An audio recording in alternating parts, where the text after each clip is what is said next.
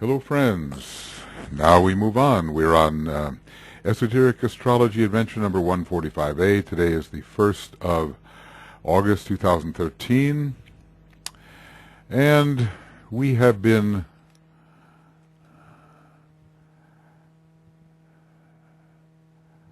discussing the idea of when it is possible to feel the will.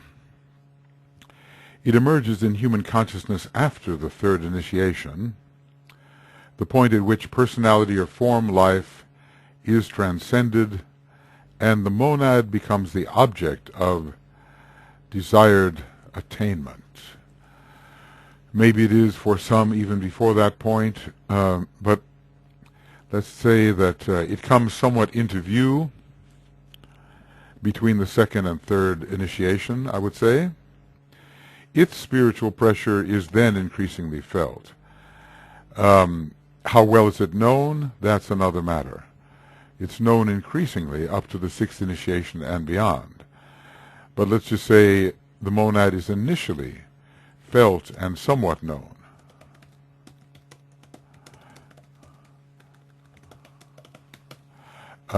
At the third degree, and even leading up to the third degree. It is therefore only possible to point to distant goals. We can, however, gain some dim human interpretations of divine goals by relating these rays and their transmitting constellations to our Earth. And that's what we seek to do, gain some dim interpretation of divine goals. And divine goals are not so much determined by the plan as by the purpose. So, determined by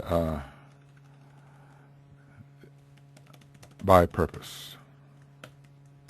Individual apprehension will be dependent upon the point of development, and only the higher initiates will understand the real implications of my remarks, and presumably then this book will be read by higher initiates as well. I'm sure that Master DK has written on multiple levels and put into this book that which the higher initiates can appreciate and which will probably give to them hints that they may need.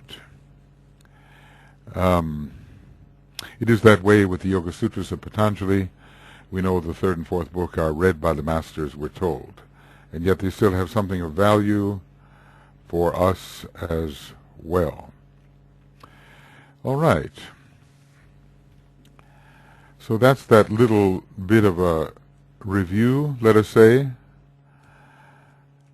You have to remember, he says, therefore, as you study these most deeply esoteric relations, that we approach them from two angles, the only angles which are as yet possible for the finite mind of man.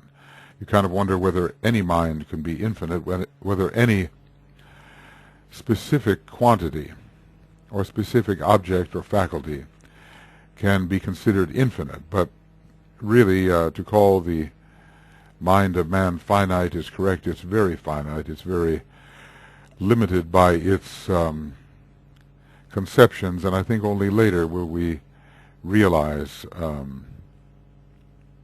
how very limited it has been.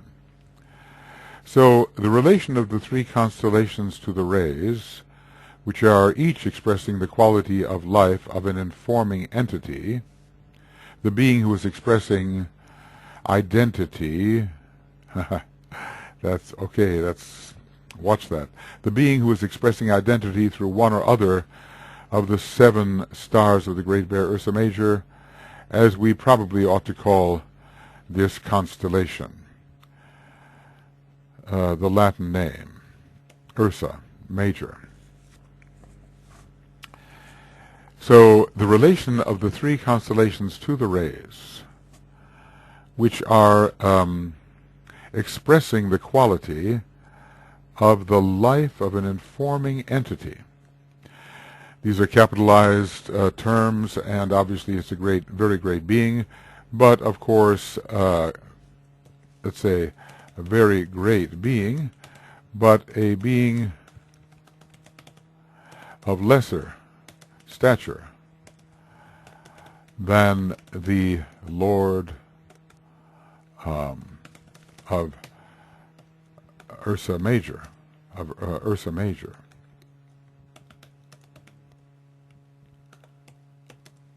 Yes, I see how that works. The being who is expressing identity through one or other of the 7 stars of the Great Bear. And it's one being. So, in this wording, he may be hinting. In this wording, he may be hinting at the fact that the Lord of Ursa Major is the being in question. So what I've been trying to do is to look at the difference in the status between the Lord of a star within Ursa Major and the Lord of the entirety of Ursa Major itself. Probably a very great distinction, probably the kind of distinction analogous to the distinction between a solar logos and a planetary logos on a much lower level. So we're going to look at this from 2 angles, he tells us. So we look at the relation of the constellation and the rays, and then the 3 aspects of the will which the 3 constellations are expressing, and to which human beings will consciously respond after the 3rd initiation. And these 3 aspects are. So we've been dealing with these 3 all the time. These 3 aspects are only consciously apprehended after the 3rd degree. The will which conditions and initiates, and it said the will which conditions life, but now we're given a new function for this. This was the will which conditions life, and not so much was spoken of the will to initiate. But since it will be correlated with Aries, I think we can see this. The will which brings fulfillment, a brief epitome of this, and the will which conquers death. The variability is shown in relation to this first title. Because I think, let's see, what page are we on here? Page 968. We can, let's go into this, and we'll look back for the will which conditions life. Will conditions life. And we will look later in the book, in the 500s. Right. The will which conditions the life aspect. There it is. The will which brings fulfillment of right human relations, and the will which conquers death. So these are ways that we have listed this type of will before. And let's do that here from page 580, I believe. Let's see if there are other ways in which this is listed. I think in terms of the view, hidden, it's okay, page 582.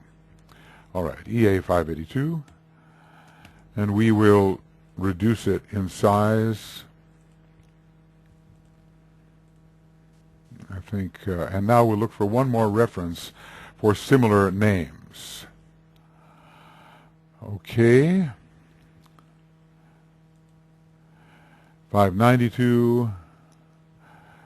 The will as the conditioner of the life aspect, and this is the will which brings fulfillment. It's spoken of here. I think we've reached almost the end, And now we're going to go ahead and talk about it further. Okay. And I know there is one more way that this is put, but I think it's sufficient here. The will which conditions the life aspect, and then it's added, the idea of initiation is added to this, the will which initiates. The first aspect is called the will which initiates, and we have just discussed that. We'll go back here and look a little bit. Here it is. The will to initiate, the will to unify, back on page 605. And let's see if there's anything else. I think there is something in the very beginning of it.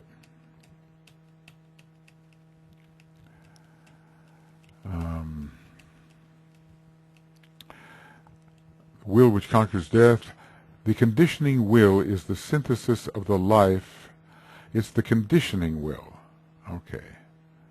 The will which conquers death is an outpouring from the cosmic mental plane. Okay, I think we should include that as well here. We will. We'll do it this way. Outpouring.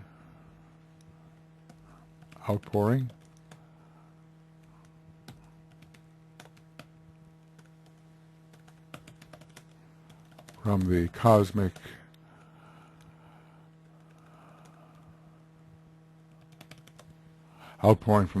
mental plane.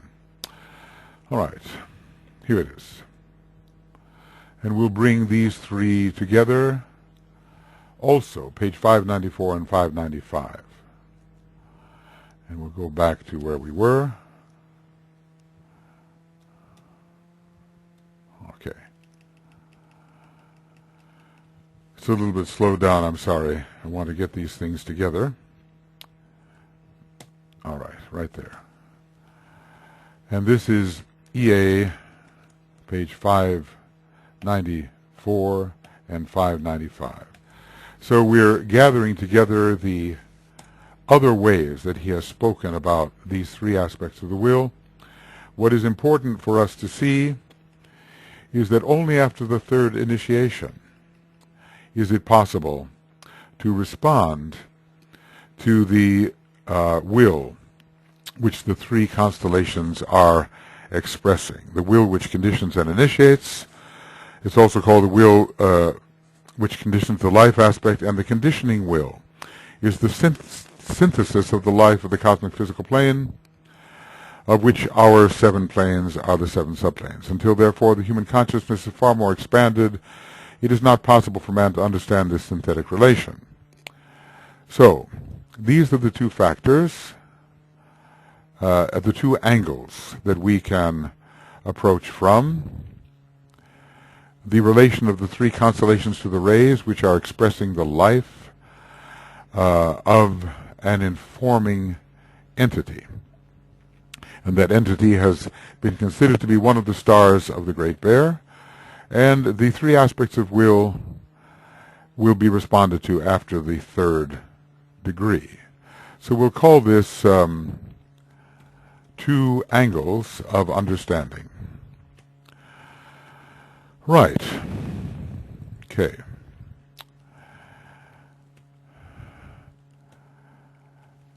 Before entering into a closer analysis of our subject, I would remind you that we are in reality dealing with universals, symbolized for us in the huge aggregate of constellations with which our theme is concerned. Universality has to do, I suppose, with the entire universe, but on our own small scale, what hints at that entirety is the large aggregations, which seem, in a sense, universal when compared with that part of the cosmos with which we are dealing. All right, so the 7 stars of the Great Bear, or Ursa Major, are involved in an intricate relation with Ursa Minor and the Pleiades. And this is a very important hint because the 7 stars of Ursa Minor are to be related, I think, to the 7 solar systems, to the stars of the, no, I want to say major stars of the 7 solar systems, of which ours is one. I think that Sirius, in a way, stands by itself with its Sirius B, but in another way, it is within these 7 solar systems, of which ours is one. Certainly it is so close to our Sun, the second closest star, that in terms of how normal astronomy is understood, it would be very difficult to consider that these 2 stars are not related. And we have already quite a discussion and description of the various ways in which they are related, with Sirius as the initiator of our solar logos. So there's 7 major stars in Ursa Major, 7 major stars in Ursa Minor, related to 7 major stars in the 7 solar systems, of which ours is one. And then we have the 7 major stars of the Pleiades, or even 9 stars if the so-called parents of the Pleiades, Atlas and Pleione, are considered. Well, this is the intricate relationship, and to me it suggests a 21. A 21 is suggested.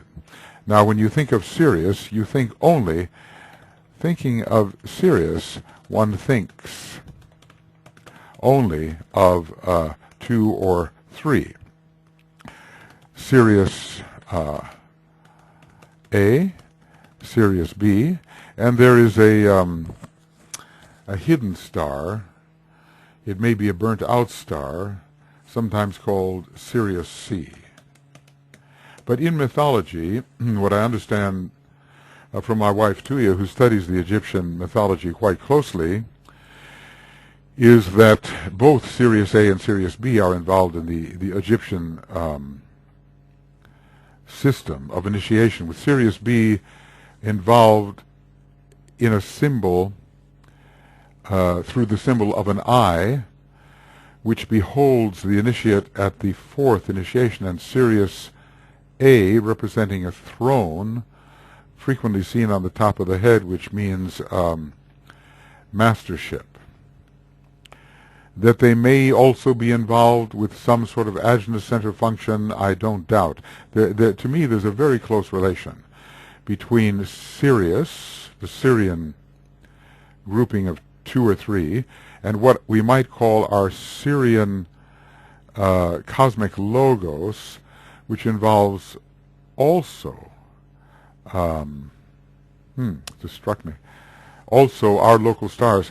One wonders whether Sirius A and B could be involved in the 7 solar systems, of which ours is one, in the same way as Alpha Centauri A and B. Groupings of stars. I suppose if the centaurs, Alpha Centauri, were supposed to represent the sexual organs, or the 2 ovaries, or the 2 testicles, there would be an A and a B part. There would be a 2-ness to it. The same with the ajna center. So that is it is possible then to include Sirius B in the 7 solar systems, of which ours is one. In any case, sometimes they seem to stand by themselves, or Sirius by itself.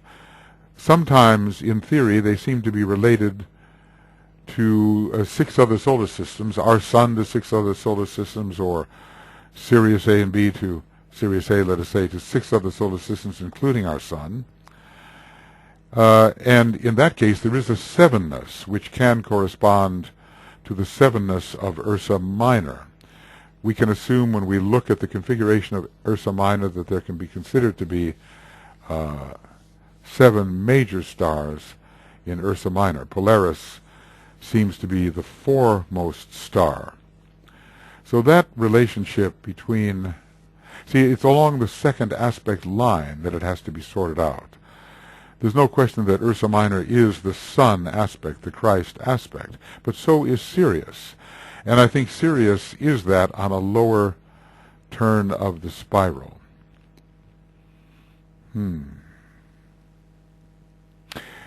And we would also have to examine the relationship between the ajna center and the solar plexus center. There is kind of a relation here.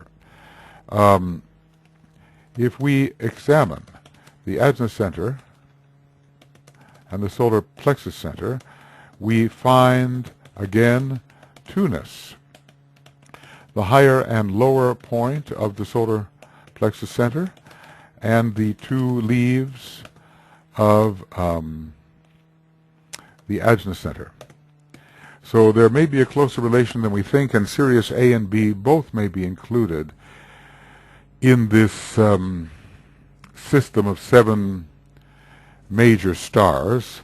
The question is, are doubles supposed to be considered as one star? We have Alpha and Beta Centauri. Are they as one star, or are they to be considered two? I think they would both be related to the same chakra, and there would have to be duality in that chakra. Anyway, Ursa Minor is not mentioned very much, but it does have a highly occult place to play. And I think, I think the fact that the solar plexus center is dual in the human being is going to tell us something about the duality of the stellar representatives. Now the question is about Alpha and Beta Centauri. Are they, I think the two of them together may be related, however, to the sacral center, and there is a duality there. There's a duality in the sacral center, a duality in the solar plexus center, and a duality in the ajna center. What will be the star that truly represents the solar plexus center in these 7 solar systems, of which ours is one? This has yet to be completely clarified. So we're dealing on 2 different levels here. We're dealing with this constellation called the 7 solar systems, of which ours is one, which channels its energy through Taurus, Scorpio, and Mars, and can be considered to be related to cosmic desire. And we are looking within that grouping of 7 solar systems, of which ours is one, and we're looking at what stars or dual stars represent the different chakras in that being. We have the notion that the sun, our sun, represents a heart center within that cosmic logos, and what we have discovered is that the luminosity of our sun appears to be the lowest of all the stars which are hypothesized to be gathered into the 7 solar systems, of which ours is one. In one way, when you look at Sirius A and B, it could be considered a solar system and not a constellation. In order to constellate things, I think you need more than 2. I think the triangle should be the beginning of that. And there are a number of dual systems, 2-star systems, more, in fact, than single-star systems, and I think they should be called systems. But, it's this number 2 is ambiguous. Is it a constellation or is it a system? Is it more related to the number 1 or more related to the many? 2 in Pythagorean mathematics does lead to the many, and therefore is considered a number which is not held in favor. It leads to the infinite, ultimately. I think the Pythagoreans did not deal so much with the infinite. They rather rejected it. They considered it to be beyond bounds and inimical to the idea of a coherent and beautiful cosmos. So anyway, there is this intricate relation with Ursa Minor and the Pleiades, and with this we shall not deal, he says. This major triplicity of constellations has a peculiar relation to that great being, well, yeah, it does, referred to as the one about whom naught may be said. Oh, this is so important. What is that peculiar relation? You know, to me, this relation is about, well, there's different ways to look at it. You can look at this in terms of the head structure, in which case you will have, with Ursa Major, the 7 head centers of the one about whom naught may be said. And with Ursa Minor you will have the ajna series. I wonder. Well, there are either 7 head centers in the region of the head or 14. 7 may be within the head and 7 above the head, as I've said before, in this Tibetan headdress, which is goes over the head in this manner. And probably along that line are found various head centers. This is sometimes called the ajna series. I'll show you what I mean here.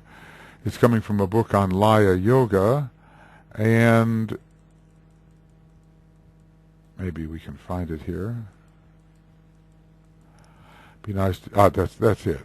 This is the ajna series, the ajna system, and although these different chakras seem to be rising straight up, they are really, as it were, curving over the head.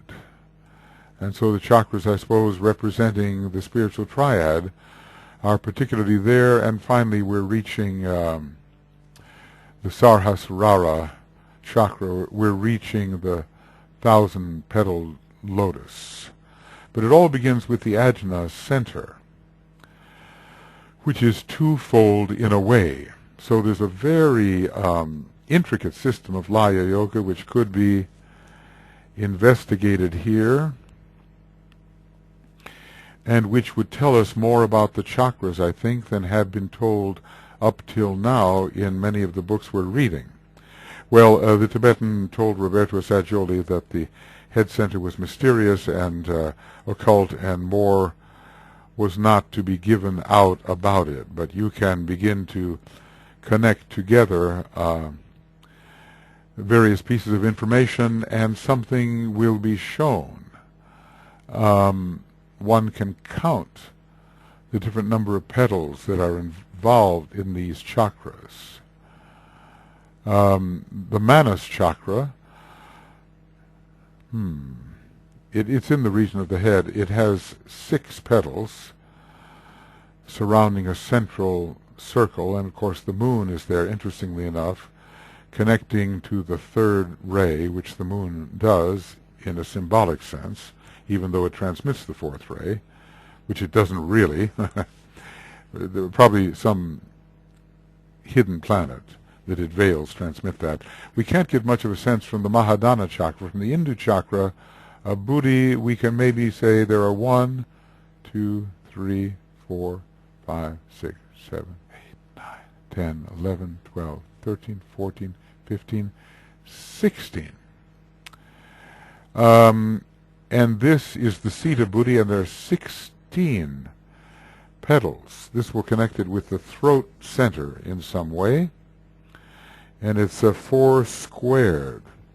It's almost like a higher octave of the Buddhi. The Buddhi is the 4, and we're squaring it. Then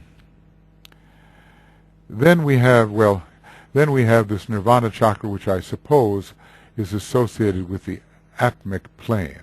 And I'm not going to go through the effort here of counting these petals, but it would be interesting to do.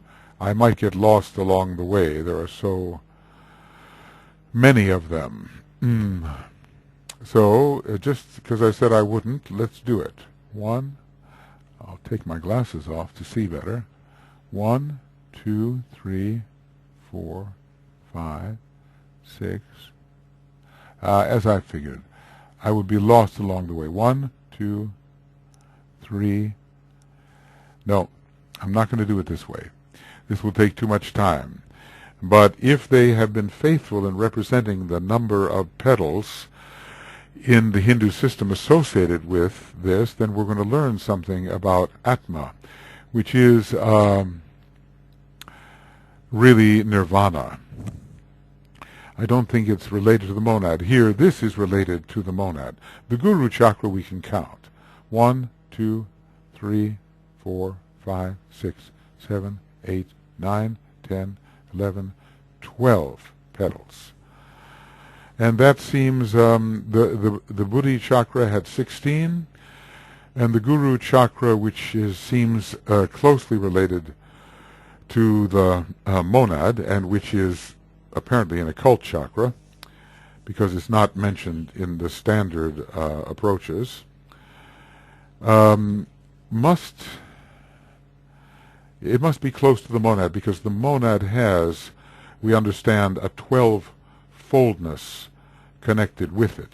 It's called the Greater 12, I believe, in the second rule, the second formula for healing from the old commentary in esoteric healing. Well, there's a lot to study here, and we have to bring ourselves into the position when understanding these types of intricate numbers and their relations will be of some practical value. Maybe later, when I have some time and I'm not worried about mistakes, I can count the Guru chakra, or rather Nirvana chakra. I really want to do it. 1, 2, 3, 4, 5, 6, 7, 8, 9, 10, 11, 12, 13, 14. Oh, no, it's too easy to get lost. 1, 2, 3, 4, 5, 6, 7, 8, 9, 10, 11. It's too easy to get lost. 1, 2, 3, 4, 5, 6, 7, 8, 9, 10, 11, 12, 13, 14, 15, 16. Is it possible 48? If, for instance, I counted 1/4, and given a complete symmetry, we would have 64 altogether. 3 times 16, 48, 4 times 16, 64. This would be interesting in terms of the relationship of the number 64 to the ashram. Once we reach the 64th number, once we reach 64, we have to begin again in constituting the members of the ashram. These are cosmic and systemic laws which may not be violated. So, yes, these are numbers. The Nirvana chakra, interestingly, has, if the way it looks is correct, 4 times more petals than the Buddhi chakra, and 6 times more petals than the Guru chakra. We know so little about Nirvana and the Atmic plane. But as I say, this is a chakric system. Now, I just have this impression that the number 14 is related to the head, and that the Great Bear and the Little Bear are involved in this. Now, I have been assuming that the Great Bear is related to centers within the head. It could be that the Great Bear is related to the centers above the head, and the Little Bear related to centers within the head. Obviously, nothing is given out about this, but the fact that there is a number 14, DK refers to it, and he talks about the sum of the Great Bear and the Little Bear as the 14 stars, and we have references to centers in the head, and these Hindu references to centers above the head. They seem to correlate with the Great Bear and the Little Bear. Of course, there's also the possibility, we have to remember the solar nature of Vulcan. uh, since the sun often veils it, and the fact that we have a heart center within the head, which has 12 petals, at least in man, and with which Vulcan is associated, because this head center is related to the heart of the sun. Well, you know, the plot thickens. We have an amazing head center here, and working out the intricacies would be a speculative task. They might seem to gel under the law of correspondences, but I think we would need the confirmation of a knowing teacher in order to be able to confirm that we had understood this system of interrelations correctly. So this major triplicity of constellations has a peculiar relation to that great being who I have called at times, referred to as the one about whom naught may be said. Well, we know for sure that the Great Bear has a definite relation, and we've been told what it is. The Great Bear and the head centers of the one about whom naught may be said. So let's see if we can find that. And bear head centers,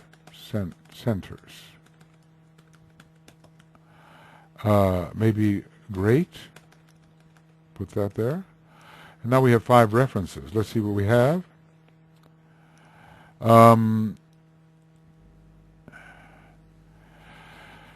We have here, it should be remembered also that all these centers have their correspondences in etheric matter found in the region of the head, and that it is when these 7 head centers are awakened that their counterparts are also safely awakened. These 7 head centers correspond in the microcosm to the 7 rishis of the Great Bear, the prototypes of the 7 heavenly men.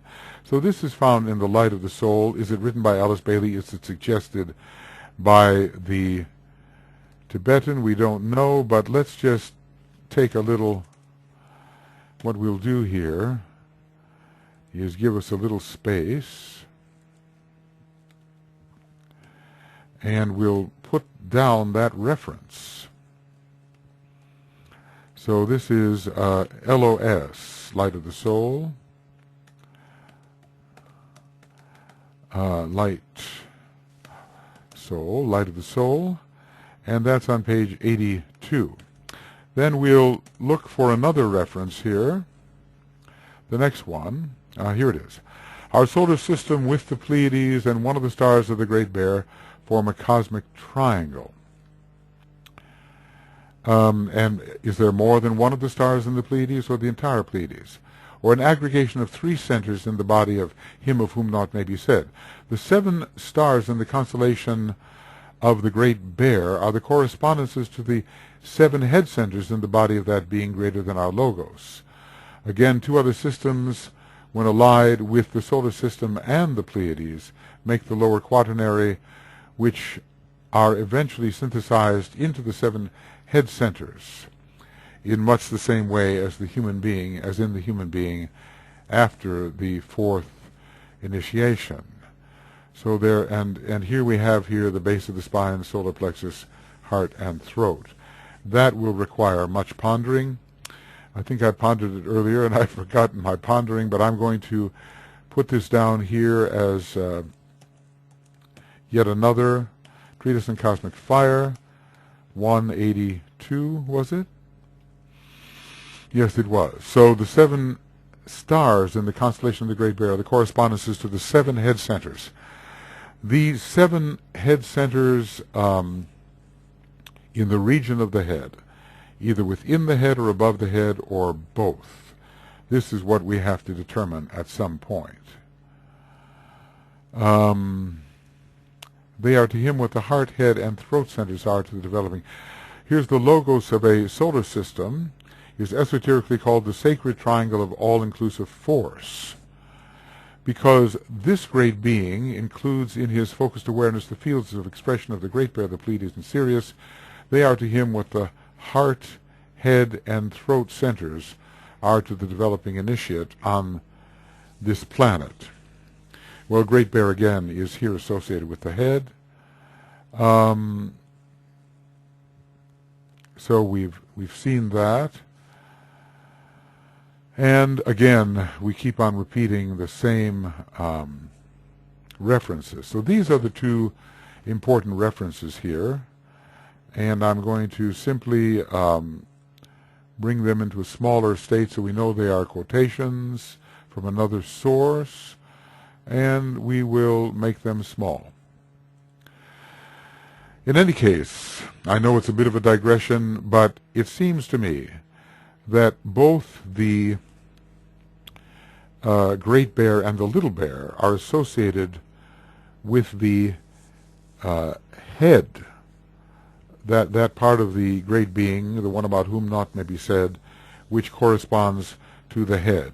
And what I'm going to do is put down even more that's connected with the head of this great being. We're going to say that the Ursa Minor, Ursa Major, and the zodiac are all connected with the head energies of the one about whom naught may be said. Because the zodiac, we know, is the heart in the head center of the one about whom naught may be said, and it would be worth finding that and quoting it, constellations, heart, head. Whoa. That's going to be in the rays and initiations. Heart, head, center, one about whom, and maybe we'll be able to find it here. Okay, this is initiation, human and solar, and it's probably two. All that can be said in regard to their effort is the statement that the path carries them through the medium of the logoic head center into the heart of the one about whom naught may be said. And this center is, of course, one of the 7 constellations. Yes, this is the area that I intend to deal with, but I think the way to do this, that in fact the way to do this is to look at this reference, and I have found it. It took a couple of minutes, so I turned this off. The zodiacal wheel is itself essentially a cosmic center. It is a 12-petaled lotus, but it is a 12-petaled lotus within the 1,000-petaled lotus of an unknown cosmic entity, the one referred to in my earlier books as the one about whom naught may be said. So there we have it. We have 3 major factors which are connected with the head structure of the one about whom naught may be said. And maybe there are others as well. The correspondences have to be worked out, and in the new schools they will be. It will take time, it will take patience to do that. And right now I'm simply trying to go through this book in a manner which is suggestive of further and deeper thought. So there is a peculiar relation. What if we're dealing here with an ajna system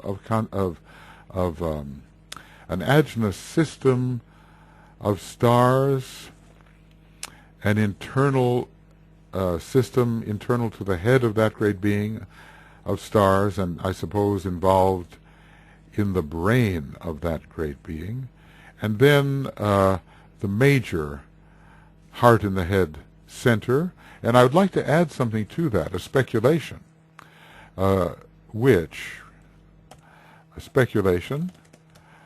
puts the hundreds of Pleiades,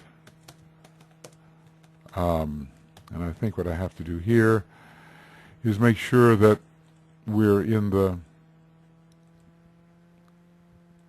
right, set as default, yes, okay, and the hope is the hundreds of Pleiades will represent the smaller petals in the head center of the one about whom. So those four groupings, to my way of thinking, represent the gathering in the head center of the one about whom naught may be said.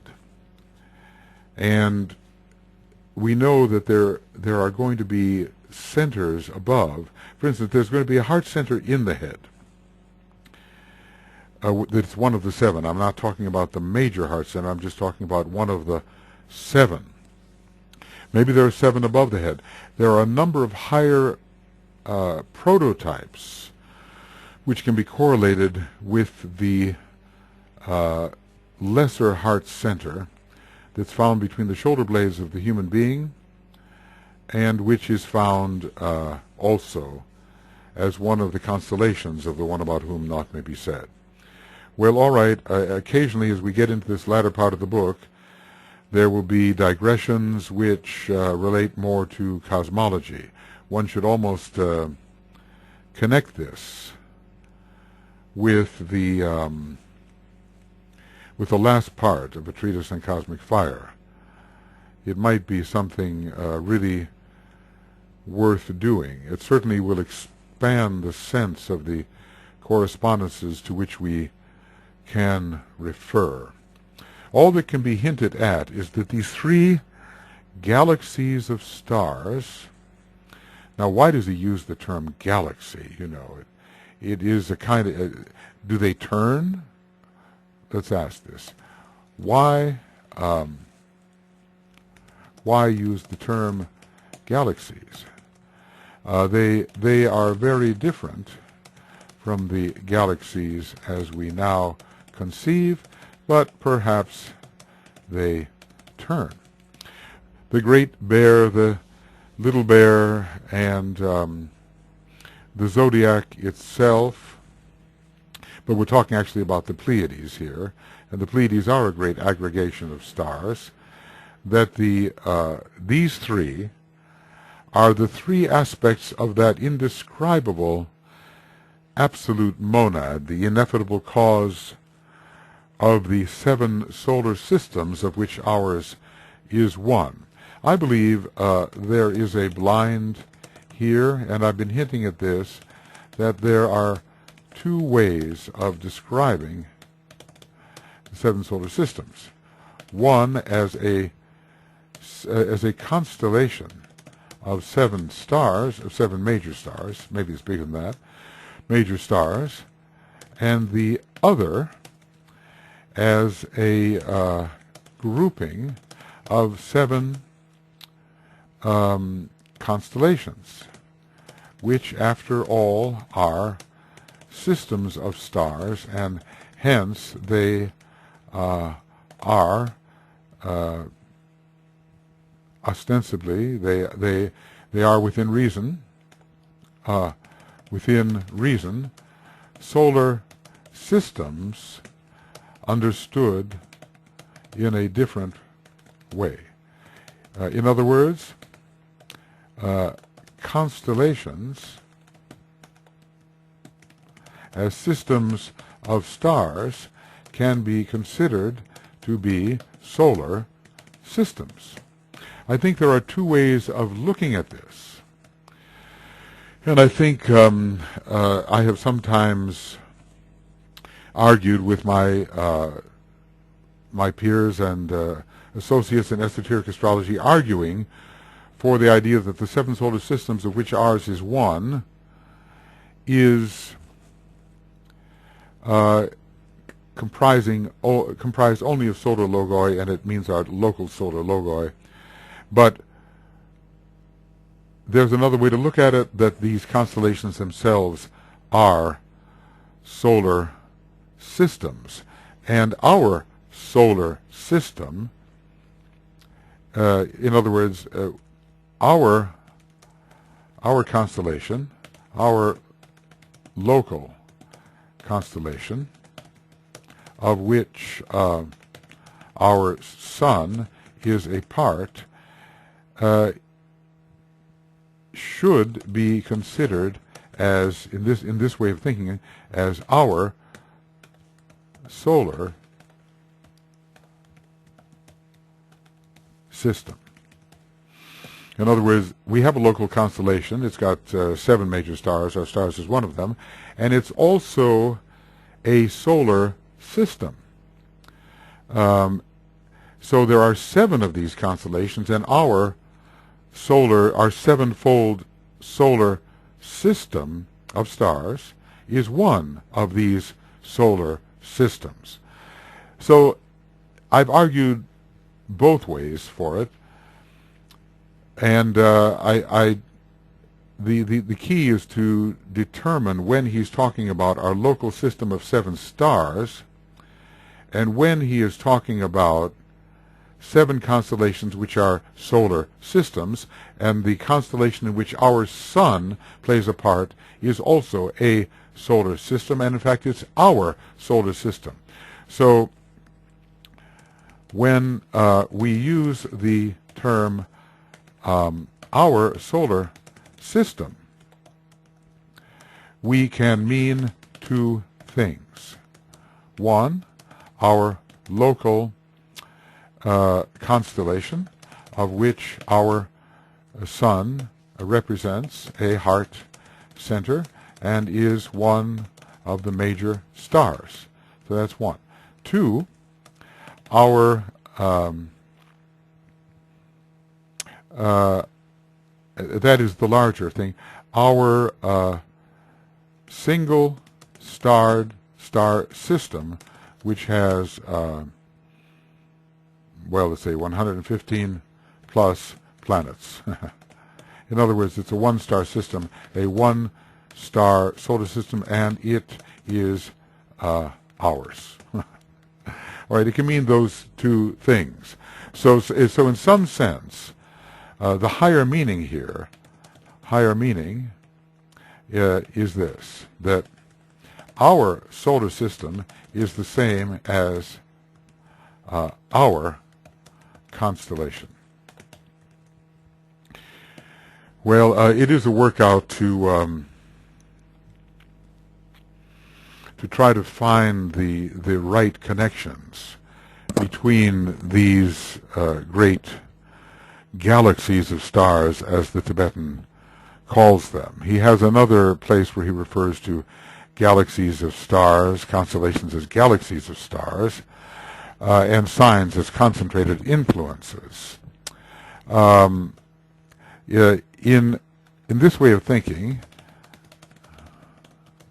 galaxies are constellations of galaxies of stars are constellations. And he's not referring necessarily to the technical structure of a spiral, a circular a galaxy in all these various shapes that we see them comprised of billions of stars. He's not using the word galaxies in that way. Well, okay. I put so many notes here that I don't know where we started. Anyway, before entering into a closer analysis of our subject, I would remind you that we are dealing with universals symbolized for us in the huge aggregative constellations, our zodiacal constellations and others with which our theme is concerned. So there's an intricate relation here. It's involved in the one about whom naught may be said. It involves, I think, the head center, and is Sirius per se, the star Sirius A and then Sirius B, to be involved in the head center of that great being. The correspondence is very nice. Sirius A, Sirius B, a 2-petaled ajna center. But in the same way, there's an analogy here. What about Sirius? I'm going to say this.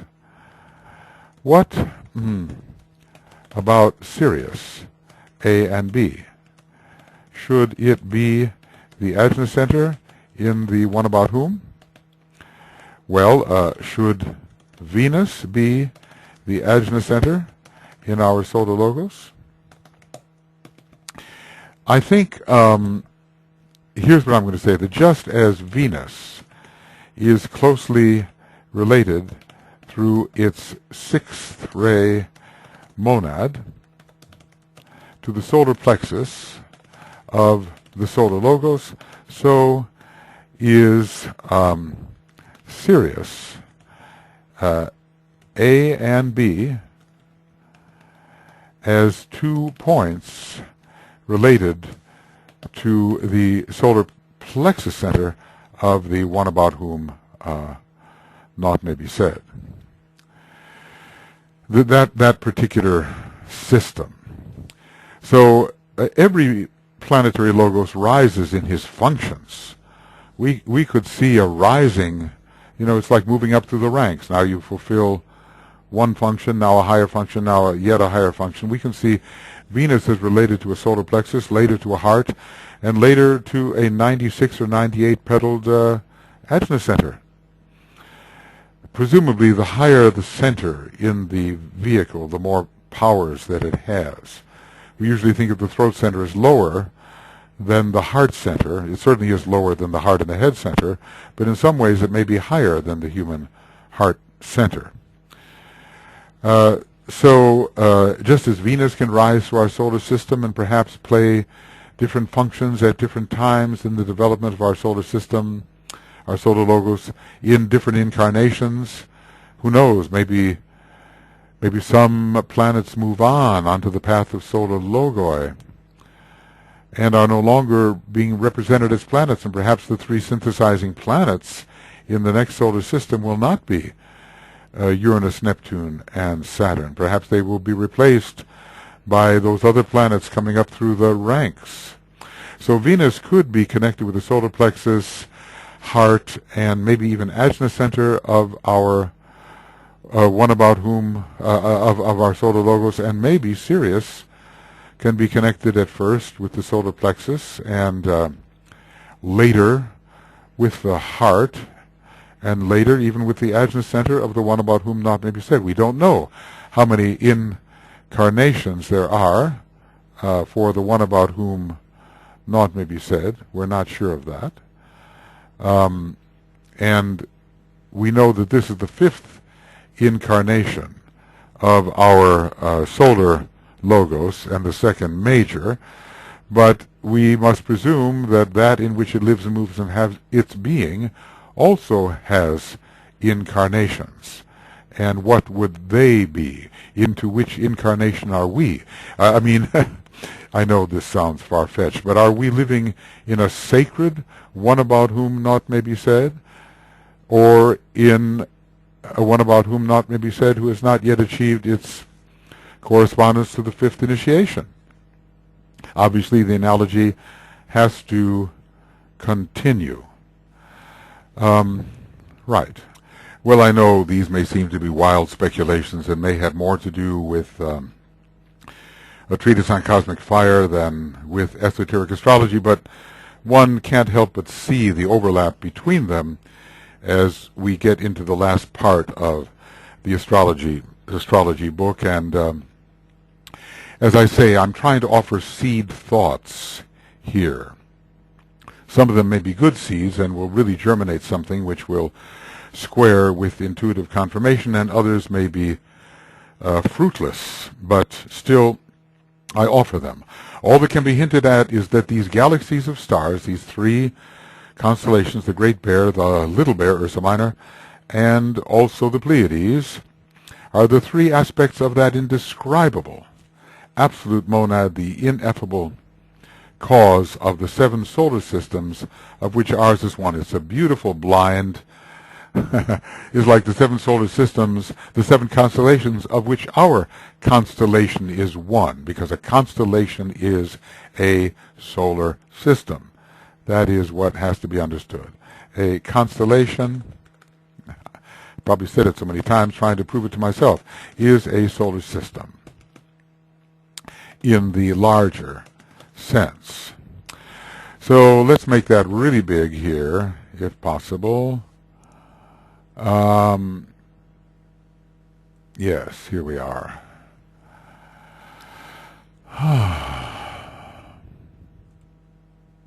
There we go. I think if we can get that in mind, that a solar system is a solar system, a one-starred or two-starred solar system is a normal solar system, and a constellation is a solar system also.